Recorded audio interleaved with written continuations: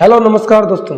राजस्थान में पशुधन सहायक की क्या सैलरी होती है, या हम कहें राजस्थान कर्मचारी चयन बोर्ड द्वारा जो आयोजित की जाती है लाइव स्टॉक असिस्टेंट एग्जाम, उसमें क्या पेमेंट आपको मिलने वाली रहती है ज्वाइनिंग के बाद, और क्या पेमेंट रहेगी आपके प्रोबेशन में और प्रोबेशन के बाद, इन सब के बारे में हम डिटेल में बात करेंगे। लेकिन एग्जाम प्राइड चैनल पर अगर आप नए हैं तो चैनल को सब्सक्राइब करें ताकि लेटेस्ट अपडेट सबसे पहले आपको मिल सके।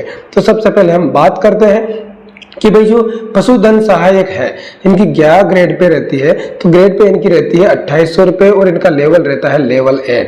ड्यूरिंग प्रोबेशन की बात करें, जैसे आपकी ज्वाइनिंग होती है 2 साल का प्रोबेशन आपको कंप्लीट करना रहता है। उस प्रोबेशन पीरियड में आपको फिक्स बेसिक पेमेंट जो मिलता है वो होता है 18,500 रुपए। ये तो आपका फिक्स पेमेंट हो गया। इसके बाद में यहाँ पर कुछ डिडक्शंस होते हैं, जैसे जीपीएफ हो गया और आरजीएचएस हो गया। जीपीएफ की बात करें तो ये क्या हो गया, एक जनरल प्रोविडेंट फंड हो गया जो कि इन्वेस्टमेंट आप समझ सकते हैं।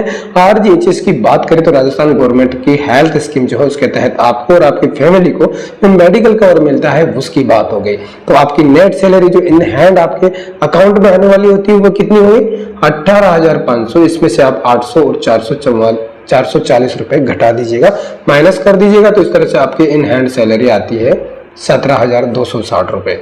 अब इसके बाद में जब ऐसे ही आगे बढ़ते हैं अपन, तो यहाँ पर अब आप देखेंगे कि भाई जो बेसिक है वो कितना होगा, 26,300 रुपए।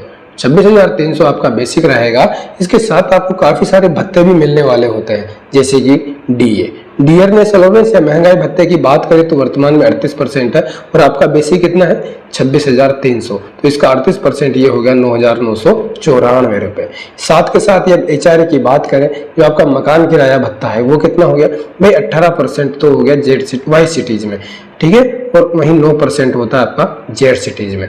तो 18% जो होता है वाई सिटीज में 26,300 का बेसिक कितना हो गया 4,734। वहीं अदर सिटीज जो है जेड सिटीज 2,367। अब ये वाई सिटीज और जेड सिटीज कौन सी बला है, इसके बारे में भी हम थोड़ा सा बात करेंगे। तो सबसे पहले बताता हूं आपको कि भाई जो वाई सिटीज है इसमें राजस्थान की 5 मुख्य सिटीज को रखा गया है, जिसमें जयपुर हो गया, जोधपुर हो गया, अजमेर, कोटा और बीकानेर हो गया। यहाँ पर एचआरए जो आपको मिलता है आपके बेसिक का 18% मिलता है, जबकि इन 5 सिटीज के अलावा जो अदर सिटीज है वहां पर आपको जो एचआरए मिलेगा वो 9% मिलेगा, ठीक है। तो ये हो गई इसकी बात। अब यहाँ पर थोड़ा सा और गौर करके फरमा लीजिएगा कि भाई जो एचआरए आपको मिल रहा है जेड सिटीज में, सॉरी वाई सिटीज की बात करें, 18% कितना होगा 4,734। और जेड सिटीज जो है बाकी की 5 सिटीज के अलावा वहां पे आपको जो एचआरए मिलेगा वो हो गया 2,367 रुपए, ठीक है। अब इसके बाद में ग्रोस सैलरी की बात करते हैं, क्योंकि इसमें आपको ये भत्ते हैं वो भी ऐड हो जाएंगे।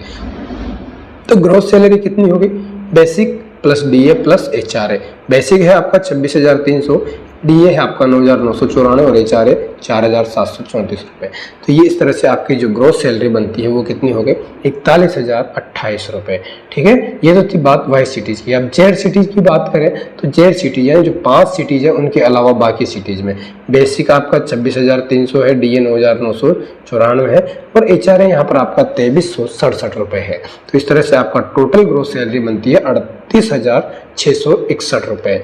अब बात करते हैं कुछ डिडक्शन की, कुछ कटौतियां भी यहाँ पर होती है, जैसे कि जीपीएफ जनरल प्रोविडेंट फंड के तहत आपकी कटौती होगी 1625 रुपए। तो जीपीएफ की कटौती कितनी 1625 रुपए और आरजीएचएस की 440 रुपए, एसआई की 1200 रुपए, ठीक है। तो इस तरह से इन सब कटौती के बाद जो अमाउंट आपके इन हैंड सैलरी होती है आपके अकाउंट में आने वाली होती है उसकी हम बात करें तो ग्रोस सैलरी जो आपको मिलती है उसमें से अब आपकी जो भी कटौते हैं जीपीएफ की, एआरजीएचएस की, एसआई की, इनको माइनस कर दीजिएगा।